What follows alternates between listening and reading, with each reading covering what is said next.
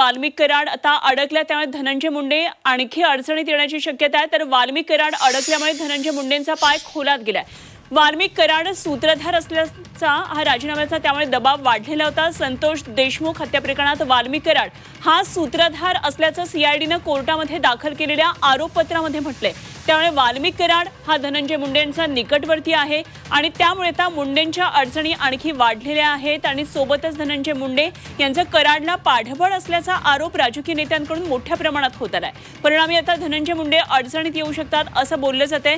दरम्यान सामाजिक कार्यकर्त्या अंजली दबानिया यांनी सोमवारपर्यंत मुंडेंचा राजीनामा घ्यावा असा अल्टिमेटम सरकारला दिलेला आहे। त्यात करुणा मुंडे यांनी नुकतीच झी 24 तास बरोबर बातचीत केली आणि यामध्ये त्यांनी सांगितलेलं आहे की त्यांचा राजीनामा झालेला आहे। त्यामुळे या संदर्भातली स्पष्टता धनंजय मुंडे यांचा राजीनामा झालेला आहे का आणि तो राजीनामा उद्या सादर होईल का या संदर्भातली सगळी स्पष्टता आता उद्याच येणार आहे।